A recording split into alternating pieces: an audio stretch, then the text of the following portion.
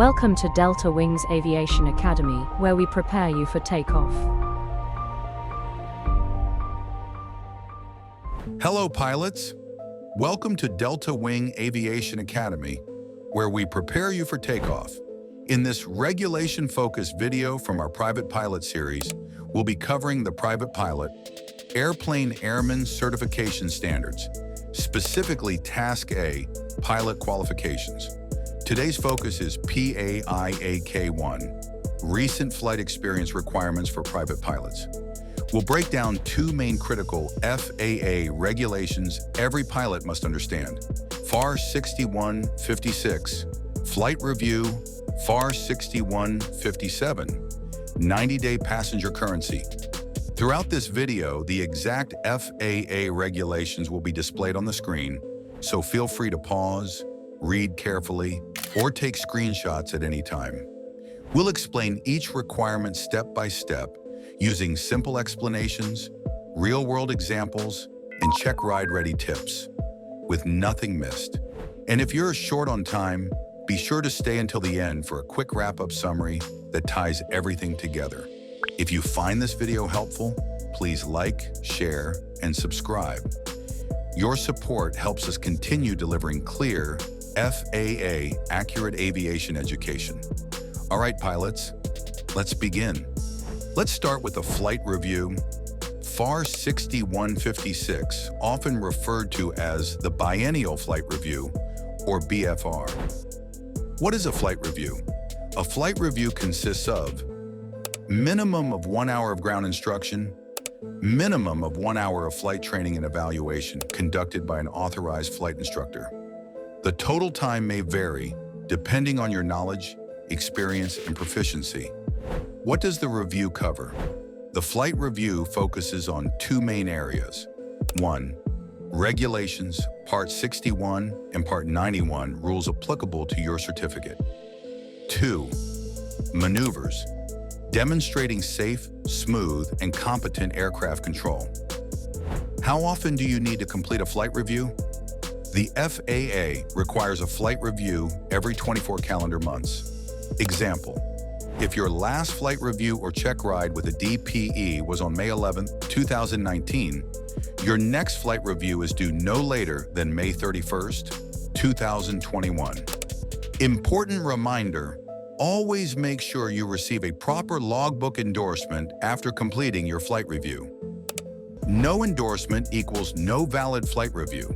What can count as a flight review? FAR 6156 Delta. Not every flight review has to be a traditional 1 hour ground and 1 hour flight with an instructor. Under FAR 6156 Delta, the FAA allows certain events to substitute for a flight review as long as they are completed within the preceding 24 calendar months. What does count as a flight review? A practical test check ride for private pilot, commercial pilot, a TP instrument rating, flight instructor certificates, proficiency checks conducted by the FAA, a designated pilot examiner, DPE, an authorized check airman, Part 135 or Part 121 proficiency checks, FAA approved training programs, the FAA Wings program, when completed to the required level. We'll cover the Wings program in a separate, dedicated video. What does not count as a flight review? A flight review conducted incorrectly or without a proper logbook endorsement. Solo flight time or routine passenger flights. Instrument currency alone 6 hits. Ground instruction only. Simulator time alone, unless conducted under an FAA approved training program with proper authorization. Note, proficiency checks and currency are different concepts. Don't confuse them. What can nullify a flight review? Even if the training is completed, a flight review may be invalid if there is no logbook endorsement. The instructor was not authorized for the aircraft category or class. Required elements of the applicable regulation were not met.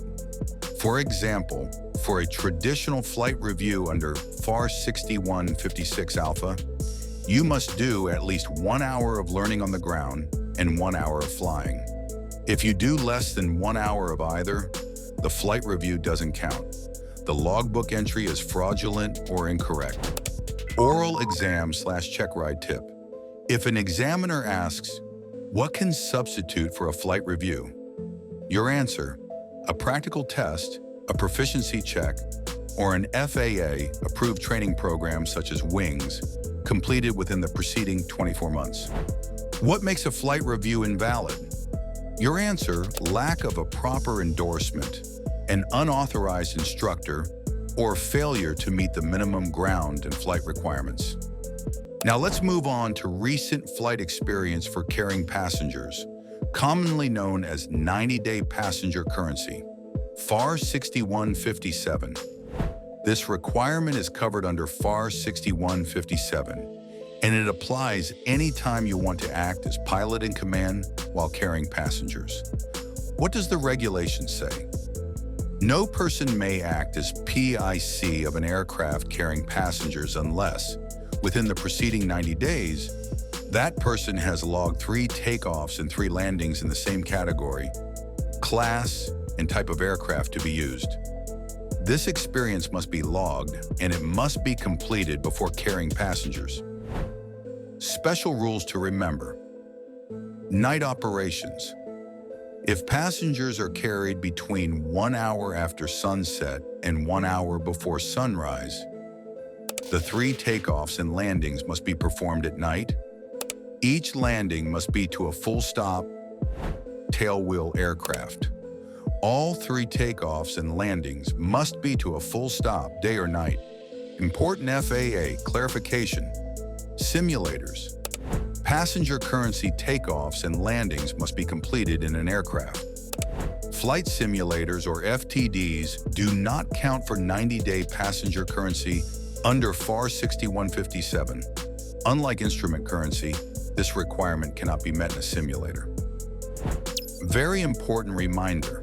Passenger currency is separate from the flight review requirement.